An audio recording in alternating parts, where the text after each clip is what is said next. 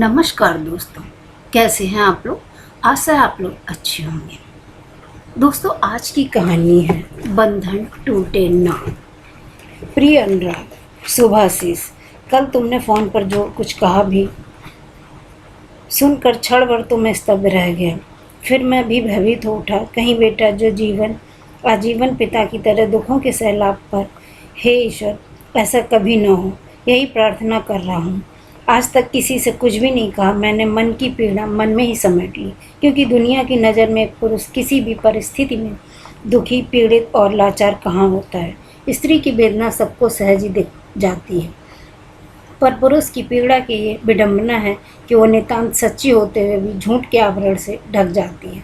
बेटा, आज मैं तुमसे कुछ बांटना चाहता हूँ। जब से पता चला है कि बहू तुमसे नाराज़ होकर मायके चली गई है, तब से मैं बेचैन हूँ। किसी तरह नीति को मना कर ले आओ। बेटा, पति पत्नी में से एक का भी दिल टूटता है तो परिवार विखंडित हो जाता है।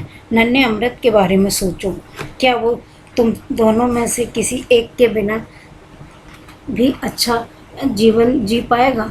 आखिर बहू चाहती क्या है? इस प्रश्न का उत्तर ढूंढो बेटा। ताली एक हाथ से नहीं बजती। नहीं, मैं तुम्हें दोष नहीं दे रहा हूँ। जानता हूँ तुम साफ दिल के, सच्चे और संवेदनशील इंसान हो, पर बेटा बुरा मत मानना। तुमने इसी तरह अपनी पत्नी पर हावी होने की कोशिश की है, जैसे तुम्हारी माँ मुझ पर हावी हुआ करती थी। मैं जानता हूँ तुम्हारी माँ को मेरे प्रति व्यवहार ही तुम्हारी सोच को एकांगी बनाता रहा। बच्चा जो देखता है वही तो सीखेगा ना। आज बहू में भी मैं अपना अक्स देख रहा हूँ। तुम्हारी कटु से कटु बातों को भी वह सहज से ले लेती है। शायद अब उसकी वेदना का बांध टूट गया हो। कुछ लोग अपनी ही संवेदनाओं के मारे होते हैं, जैसे मैं था बचपन में से ही दब्बू। गलती चाहे किसी की भी हो, मैं ही आगे कर दिया जाता था और डांट खाकर अकेला चुपचाप सुबकता रहता। पिता का भय मेरे मन पर इतना ज़्यादा था कि उनकी तेज आवाज़ सुनकर मैं कांपने लगता था। माँ मेरी मनोस्थिति से नितांत अनजान थी। उनके लिए तो मैं उनके 7 बच्चों में से एक था। बस मेरा बचपन दवा सहमा था। मैं हमेशा सोचता कि जब मैं पिता बनूंगा तो मैं अपने बेटों को जितना प्यार दूंगा उतनी आज़ादी भी दूंगा। वो मुझसे डरेगा नहीं, मेरा दोस्त बनेगा। मैंने अपनी ओर से प्रयत्न किया है। कितना सफल हुआ ये तो तुम ही बता सकते हो ना। मैं अपना दर्द तुमसे कभी नहीं बांटा। मैं तुम्हें दुख जो देना नहीं चाहता था, पर आज जब तुम उसी मोड़ पर तन्हा, उदास और किंकर्तव्य विमूढ़ से खड़े हो जहाँ कभी मैं खड़ा था, तो एक पिता होने के नाते अपना मन तुम्हारे सामने खोल कर रख रहा हूँ। जो गलतियाँ मैंने की थी उन्हें तुम कभी मत दोहराना। हर चीज़ की एक सीमा होती है बेटा। प्रेम, दया, क्षमा, क्रोध, सहनशीलता और मौन, सभी का आज तुम्हारे पिता के मौन की सीमा भी टूट रही है। बहुत सहा है मैंने बचपन से, लेकिन उम्र के 62वें पड़ाव तक पिता के कठोर अनुशासन से जो दब्बूपन मेरे भीतर जन्मा, वो युवावस्था में भी कायम रहा। मैं पढ़ाई में अव्वल था, देखने में सुंदर था, पर मेरी प्रतिकार करने की शक्ति न जाने कहाँ विलुप्त हो गई थी। जब भी किसी से नहीं कहने की इच्छा होती, दिल तेजी से धड़कने लगता, पसीने पसीने हो उठता और मैं अंत में परिस्थितियों को दूसरों की इच्छा अनुसार स्वीकार करता चला जाता। विवाह हुआ तो सोचा जीवन संगिनी के सानिध्य में जीवन का हर सुख जीऊँगा, पर यहाँ भी नियति ने धोखा दिया। कहाँ तुम्हारी माँ IAS, पिता की इकलौती लाडली, और कहाँ मैं एक मध्यम वर्गीय परिवार का तीसरा बेटा। तुम्हारे नाना बहुत बुद्धिमान व्यक्ति थे। अपनी अति सामान्य गर्म मिजाज घमंडी बेटी के लिए उन्होंने मुझ जैसा शांत, सहनशील, गुड लुकिंग मध्यम परिवार का उच्च पदस्थ दामाद ही तो चाहिए था ना। आज एक राज की बात बताता हूँ। पहली नज़र में मैं तुम्हारी माँ मुझे बिल्कुल नहीं भाई थी, पर यहाँ भी मेरा दब्बूपन, मेरा मौन मेरे जीवन पर भारी पड़ गया। पिता ने 2 टूक स्वर में कह दिया था, अनूप को उषा से ही विवाह करना होगा। बेवकूफ़ इतना भी नहीं समझता है कि बड़े परिवार का दामाद बनेगा, वो भी इकलौता। यहाँ लक्ष्मी कदम चूमने को बेचैन है और ये मूर्ख पाँव झटकना चाहता है।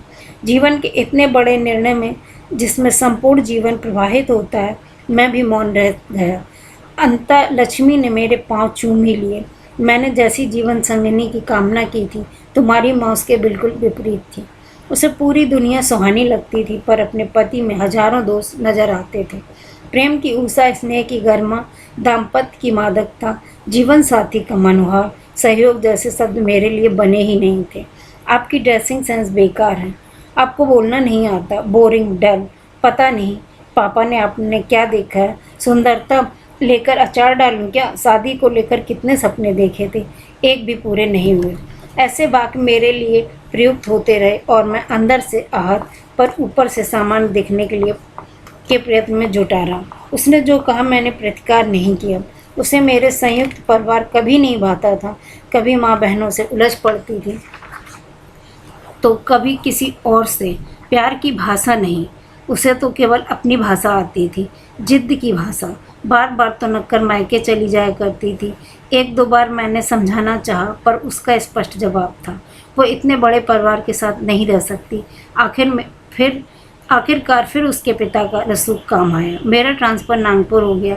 मैं घर परिवार से दूर हो गया, पर वो बेहद खुश थी। मैं कई बार हिम्मत जुटाता कि उसे समझाऊं कि मैं केवल उसका पति नहीं और भी बहुत से रिश्ते से जुड़ा हूँ, पर मौन मुझ पर हावी हो जाता।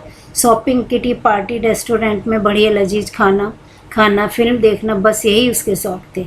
मैं अनिच्छा से अदा कदा उसके साथ निभाता रहा। मेरी इच्छाएं मन के कोने में दबी कुचली सहमी सी दम तोड़ती हैं। तुम्हारी माँ ने मुझसे एक बार भी नहीं पूछा कि मेरी कोई इच्छा भी है या नहीं। मेरे परिवार वाले मुझे जोरू का गुलाम, बेवकूफ़, कठपुतली वगैरह नामों से पुकारते थे। मैं यथासंभव उन सबकी इच्छाओं और मांगों को भी पूरा करता था, पर अकेले। तुम्हारी माँ ने कभी मेरा साथ नहीं दिया। तुम्हारे दादा दादी को जब तीर्थ यात्रा पर ले गया था, तब भी मैं चक्की के 2 पार्टों में पिसा था। तुम्हारी माँ फिजूल खर्ची का रोना रो रही थी और मेरी माँ पिताजी लाखों कोशिशों के बाद भी खुश नहीं थे। कारण था मैं उनकी नज़र में जोरू का गुलाम था। पिताजी कहते थे, अरे एक डांट में पत्नी सीधी हो जाएगी, उसके मुंह से बोल तो फूटें, पर नहीं। उसे खुश रखने के लिए मैं ये मुंह पर ताला लगाकर बैठा है, बेवकूफ़। पिताजी को तो पता था कि मैं अगर उषा को समझाने का प्रयत्न करता, परिवार के मायने समझाने का प्रयास करता, तो उस चिकने घड़े पर कौन सा असर होता था। उल्टा वो मुझ पर बरस पड़ती। मेरा दम घुटता है। पारिवारिक कलह से डर कर मैंने मौन समझौता कर लिया था। तर्क वितर्क या कुतर्क करने की शक्ति मुझ में थी ही कहाँ, पर आज सोचता हूँ काश एक बार कुछ कहकर देखा होता तो शायद परिस्थितियाँ भिन्न होती। एक और सच जान ही लो, जब तुम आने वाले थे न, तब उषा ने अबॉर्शन कराने की ठान ली थी। इतनी जल्दी मैं बच्चा नहीं चाहती, मेरे फिगर का तो सत्यानाश हो जाएगा। उषा, ईश्वर की इस नेमत को ठुकराना पाप है। मैंने प्रतिवाद करने का प्रयास किया तो वो क्रोध से भरी खूब चीखी चिल्लाई और बिना मुझे बताए अपनी एक सहेली के साथ क्लिनिक चली गई। पर यहाँ किस्मत ने मेरा साथ दिया। डॉक्टर ने साफ कह दिया कि अबॉर्शन के लिए देर हो चुकी है। वो बेहद कठिन दिन थे। अनुराग, तुम्हारी माँ का क्रोध 7वें आसमान पर रहता था। हर बात पर चिढ़ती बिगड़ती रहती थी। सुख और आराम के सारे साधन घर में मौजूद थे, पर वो खुश नहीं थी। मेरा धैर्य, मेरा त्याग, मेरी सहनशीलता, किसी का प्रभाव उस पर नहीं पड़ता। मेरी हर बात को वो उल्टा अर्थ लगा लेती थी और मौन रह जाता था मैं। फिर तुम आए, मुझे जीवन की पहली खुशी मिली थी। सच कहता हूँ, उस क्षण मेरे आनंद का पारावार न था। तुम्हें कंधे पर झुलाकर, प्रेम से दुलार कर मुझे तो आत्मिक आनंद की प्राप्ति होती थी। ना मैं उस शब्दों को बयां नहीं कर सकता। तुम्हारे जन्म के बाद भी तुम्हारी माँ नहीं बदली। पालन पोषण का दायित्व एक आया को सौंपकर वो कर्तव्य मुक्त हो गई, पर मुझे तुम में अपना बचपन जीता रहा।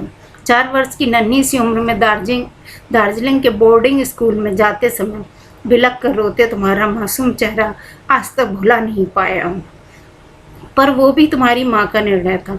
मैं हमेशा की तरह पीड़ा मन में समेटे मौन था। जब भी तुम छुट्टी में घर आते, हम माँ बाप के लिए वो बढ़िया समय होता था। याद है ना? फिर दिन सरकते गए। मैं दिन रात किताबों में डूबा रहा और तुम्हारी माँ के तो शौक कई थे। मुझे याद नहीं आता कि कभी भी कुछ समय के लिए हम दोनों ने किसी मुद्दे पर चर्चा की। उसे सीधे निर्णय देना पसंद था और मुझे चुपचाप रहकर कलेश को दूर झटकना। कहते हैं ना कि किसी भी चीज़ की अति बुरी होती है। मेरा तटस्थ निर्लिप्त हो जाना भी मेरे लिए कष्टप्रद हो गया। पति पत्नी का रिश्ता तो सबसे निकट होता है। हमारा लिए औपचारिकताएं मात्र रह गई थी। बेटा, जब तुमने मुझे नीति से मिलवाया था तो मैं बहुत खुश था। वो मुझे जिम्मेदार और सुलझी हुई लड़की लगी थी, शांत, संवेदनशील, भावुक सी। वो लड़की पहली नज़र में मुझे अपनी सी लगी थी। पर एक चीज़ उस क्षण भी मुझे खटक गई थी कि तुम्हारा नीति के प्रति अजीब दबाव से भरा व्यवहार। पहले तो मैंने उसे सामान्य समझा, फिर धीरे धीरे बात समझ में आती गई कि अपनी माँ के प्रति तुम्हारे व्यवहार में तुम भीतर से आहत हो और भयभीत भी। नीति की छोटी सी बात को मान रख लेने में भी तुम्हारे जैसे पुरुषत्व की तौहीन होती थी। नीति क्या पहनेगी, क्या खाएगी, कैसे रहेगी, सारे निर्णय तुम्हारे होते थे। एक दिन बिना तुम्हें बताए वो मायके चली गई तो तुमने घर में कोहराम मचा दिया था, याद है ना? उस शाम बहू फूट फूट कर रोई थी। हाँ, उसके आंसुओं का साक्षी मैं था। भीगे कंठ से उसने मुझसे कहा था, बाबूजी, मैं जितना जोड़ना चाहती थी अनुराग, उतना ही बेरुखी से अपने व्यवहार से उस रिश्ते की जड़ें खोखली कर देते हैं। पत्नी क्या दासी होती है? जीवन संगिनी अगर जीवन भर रोती ही रहे तो ऐसे साथ की क्या अहमियत है? मैं सन्न रह गया था। बहू की शब्द आत्मा को तेज आरी की तरह काट रहे थे। मैंने इस संबंध में भी तुम्हारी माँ से बात की थी। उसने लापरवाही से जवाब दे दिया था, आपका ही लाडला बेटा है, आप ही उससे बात कीजिए। पति पत्नी के बीच पड़ना मूर्खता है। मैं हतप्रभ रह गया। यहाँ पति पत्नी के बीच पड़ने जैसी बात ही क्या थी? हमारे बच्चे की जिंदगी का प्रश्न था। मैं आदत से लाचार फिर चुप हो गया। मूक दर्शक सा सब कुछ देखता रहा। अमृत का जन्म हुआ तो मैंने चैन की सांस ली। शायद ये बच्चा तुम दोनों के बीच पुल का काम करेगा। पर तुम भी अपनी आदत से लाचार थे। फिर तुम्हारा तबादला दूसरे शहर में हो गया। मैं फिर आशान्वित हो उठा था, शायद अकेले में तुम दोनों का दाम्पत्य फल फूल जाएगा। पर तुम्हारे फ़ोन ने मेरी इस आशा पर भी तो सारा घात कर दिया। पापा, आपकी बहू मुझसे लड़कर मायके चली गई है, अमृत को भी साथ ले गई है। जानते हैं क्या कहती है? नौकरी करके अकेले अमृत को पाल लेगी, पर मेरे साथ नहीं रहेगी। मैं भी चुप नहीं बैठने वाला। डाइवोर्स के पेपर मुंह पर मारूंगा तब होश आएगा। बेटा, जल्दबाजी में कोई निर्णय मत लेना। मैं बहू से बात करूंगा। तुम्हें समझाकर मैंने फ़ोन तो रख दिया, पर मन अनजानी आशंका से थरथरा उठा था। बहू से बात की तो मुझे कहीं भी उसका दोष नज़र नहीं आया। अनुराग, क्या अपने पति से प्रेम और सम्मान की इच्छा रखना दोष है? यदि हाँ, तो बहू दोषी है। बेटा, पत्नी की इच्छाओं का मान रखना तुम्हारा धर्म है। पहले सोचा तुम्हें बुलाकर तुमसे बात करूं, फिर अपने स्वभाव से डर भी लगा। फिर कहीं तुम्हें सामने पाकर सब कुछ कह ना पाया, तो इसलिए पत्र में अपना दिल खोल कर रख रहा हूँ।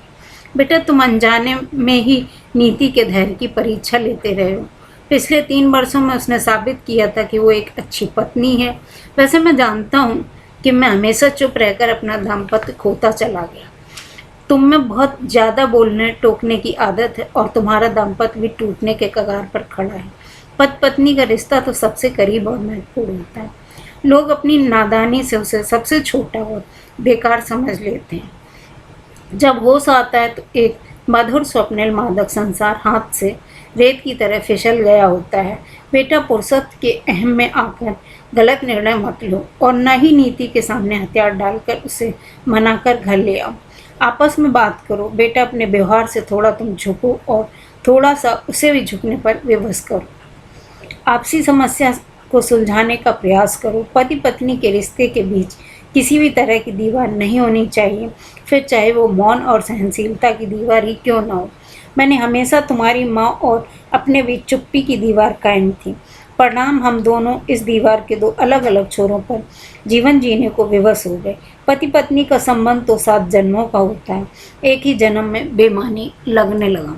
हम दोनों ने इस अटूट बंधन को सदा सदा तार किया। तुम्हारी माँ सरेआम मेरा अपमान करती रही, पर मैंने कभी उससे अपने मान सम्मान की अहमियत के बारे में बात नहीं की थी। आज लगता है कि अगर हमने दिल खोल कर बात करने की कोशिश की होती तो शायद स्थिति कुछ और ही होती। पर जो बात बीत गई है वो बात गई। तुम और बहू अपनी गलतियों को मत दोहराना। मैंने नीति को भी समझा दिया है कि मेरी तरह तटस्थ बनने का प्रयास न करें और तुमसे कहता हूँ अपनी जीवन संगिनी के साथ सुखी दाम्पत्य जीवन जियो। बेटा, उसके मन को समझने का प्रयास करो और अपना मन भी खोलकर अपनी हथेली पर रख दो। बहू को कौन सी उम्मीदों पर तुम खरे नहीं उतरे पूछो, उसके साथ ही उसे एहसास भी दिलाओ कि तुम्हारी भी कुछ उम्मीदें हैं। समझौता नहीं, सामंजस्य का निर्माण करो। दाम्पत्य का बिरवा सामंजस्य के मीठे जल से ही सींचा जाता है। इस सत्य को आज आत्मसात कर लो। मेरी तरह उम्र के अंतिम पड़ाव में पछतावे का एहसास नहीं होगा। मेरे जैसे लोगों की ये स्थिति है कि चाहे लाख कहो फिर भी बहुत कुछ मन के भीतर लावे सा दहकता ही रहता। अब सुनो, पत्र के साथ कश्मीर के 2 हवाई टिकट भी भेज रहा हूँ। मेरी तरफ से तुम दोनों के लिए उपहार है। बहू तुम्हारी प्रतीक्षा कर रही है। जाओ, जन्म जन्म के इस बंधन को एक नई गांठ से बांध दो। इसी क्षण से प्रयास करो कि बेटा ये बंधन टूटे ना। असंख्य शुभकामनाओं के साथ, तुम्हारा पापा। दोस्तों, आप लोगों को ये कहानी कैसी लगी? ये कहानी एक पापा और बेटे के रिश्ते की है। अगर आप में से किसी को भी इस कहानी में कुछ भी अच्छा लगे या दिल को छुए तो प्लीज़ मेरे चैनल को सब्सक्राइब कीजिए, लाइक कीजिए और मुझे सपोर्ट कीजिए। प्लीज़ एक थम्स अप बनता है। धन्यवाद।